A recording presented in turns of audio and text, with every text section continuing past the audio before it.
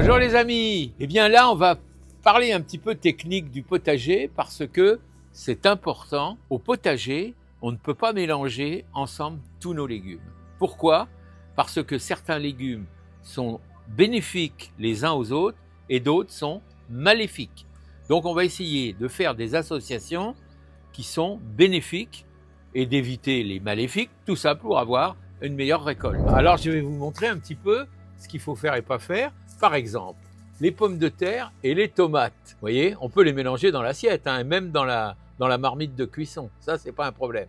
Mais par contre, au potager, on va éviter. Pourquoi? C'est la même famille, ce sont des solanacées.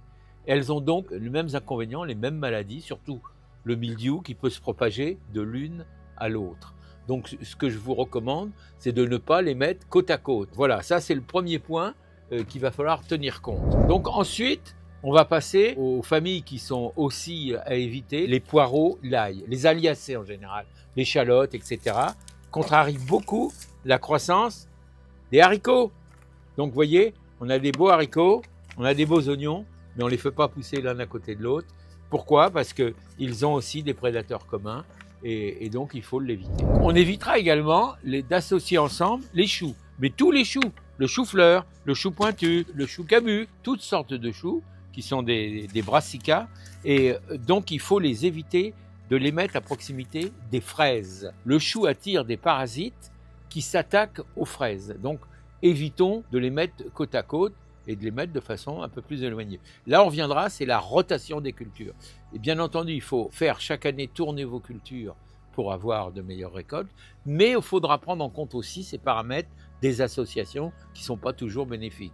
Mais attendez, on va parler aussi de celles qui sont bénéfiques, hein, après. On ne va pas rester que dans le négatif. Hein. Il y a une autre association qui est à éviter, c'est encore une fois les pommes de terre et le concombre. Pourquoi?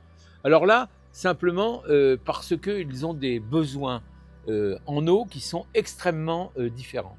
La pomme de terre a besoin de très peu d'eau, enfin, sauf à la période de floraison, mais pas vraiment. Et le concombre, lui, par contre, est très gourmand en eau. Donc, si on les associe, on va développer le mildiou du concombre qui va contaminer les pommes de terre. Donc ça, hors de question, oubliez tout de suite ces associations. Ensuite, on va parler un petit peu l'aneth. Vous connaissez tous l'aneth avec le saumon, c'est un peu classique, hein, et les carottes.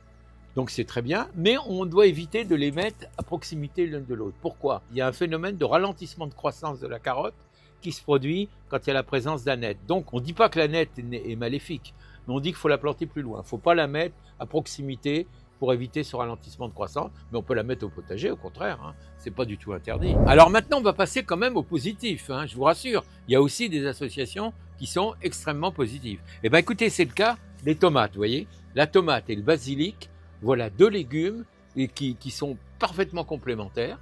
Pourquoi? Parce qu'ils ont les mêmes besoins déjà en soleil et en eau, donc c'est quand même plus pratique. Le basilic permet d'éloigner un peu les pucerons et surtout augmente le goût de la tomate. Deux aspects positifs que l'une apporte à l'autre. Donc ça, ne nous en privons pas, hein, bien sûr. Mais c'est aussi le cas pour les oignons. Vous voyez, les oignons ou les poireaux. Les oignons, les poireaux, les carottes. Poireaux, même chose, parce que c'est la même famille, c'est des aliacées, l'ail également, l'échalote. C'est surtout visible sur le poireau. Pourquoi? Le poireau va éloigner les parasites, la mouche de la carotte, mais la carotte va éloigner la teigne du poireau. Donc les deux vont s'apporter mutuellement, et donc associons-les. Pour protéger vos fraisiers, pour avoir des belles fraises comme ça, rien de tel que des épinards. Parce que l'épinard planté autour va donc maintenir l'humidité autour des pieds des fraisiers et vous aurez une récolte qui sera très bonne, y compris en épinards qu'en fraises, puisqu'il n'y a pas d'incompatibilité entre elles. Je voulais aussi vous parler un petit peu, parce que je n'ai pas forcément de maïs à vous montrer, mais si vous plantez des haricots grimpants, c'est valable pour toutes les... ou des courges qui sont grimpantes, vous planterez du maïs autour. Mettez du maïs, le maïs va vous servir de tuteur. C'est intéressant parce que la plante grimpante va s'entortiller autour du pied de maïs et vous aurez du maïs. Un conseil, si vous voulez du maïs avec une variété qui permet de faire du popcorn, eh bien c'est très bien, vous aurez un tuteur qui vous donnera du popcorn et vous aurez des plantes grimpantes qui vont s'enrouler. Vous aurez le tuteur, vous ferez les trois en un, c'est ce qu'on appelle la technique des trois sœurs. Pour nos salades, nos radis par exemple, qui n'ont pas besoin d'un ensoleillement trop grand. On peut profiter de l'ombrage des choux, les choux qui peuvent parfois monter assez haut. Et donc, au pied, on peut y planter nos salades qui vont prospérer tranquillement et qui vont profiter de l'ombre provoquée par les choux. Donc ça, c'est une technique qui nous fait du gain de place en plus, parce que vous savez qu'on est limité par la place dans nos potagers. Utilisons toutes les possibilités pour gagner de la place. En principe, on va essayer de retenir quand même une chose importante. On évite de planter côte à côte des légumes de la même famille. Hein. Pourquoi? Parce qu'elles ont des prédateurs communs, elles ont des maladies communes, qu'elles peuvent se transmettre l'une à l'autre. On ne va pas associer des aubergines, des poivrons, des tomates. Vous voyez, ça c'est la même famille, et s'il y a du mildiou sur une, il y en aura forcément sur l'autre, etc. Donc il faut éviter ça. Donc de plus, on associe volontairement, pour éviter toutes ces erreurs, des légumes aériens à des légumes racines. Vous voyez, donc quand on complète l'un à l'autre, eh bien toujours on a un gain de place, et c'est des associations qui sont bénéfiques. Donc c'est bien les associations, c'est primordial, mais ce qui est encore plus important, c'est de bien faire sa rotation de culture. Dans un petit potager, c'est pas évident d'arriver à avoir des emplacements différents, avec des légumes différents, qui ont les mêmes besoins, etc. Donc mon conseil, c'est de faire un plan. Faites un plan de votre potager, une feuille de papier, un crayon, et cette année, bon, si c'est la première année que vous le faites, vous dites ici, je mets les tomates à gauche.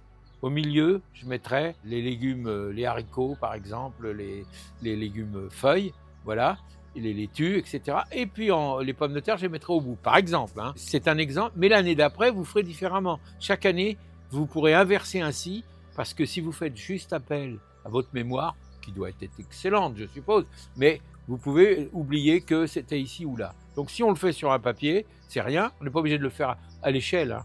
On fait un rectangle, et puis on dit voilà, là c'est les tomates, là c'est là, l'année prochaine, ce sera différent. Et petit à petit, avec les bonnes associations, eh bien vous aurez l'avantage que les sols ne seront pas épuisés par la même famille qui a tendance à consommer les mêmes nutriments. Donc vous voyez, donc c'est important de le faire. Je pense que c'est pas compliqué, mais un peu d'organisation va nous permettre de le faire. Donc voilà ce que je voulais vous dire pour aujourd'hui. Je suis quand même toujours à votre disposition si vous avez des questions, hein, sur les associations ou sur le reste. Je vous y répondrai comme d'habitude. En attendant, je vous souhaite bon courage, bon potager, bon jardinage, et à bientôt mes amis.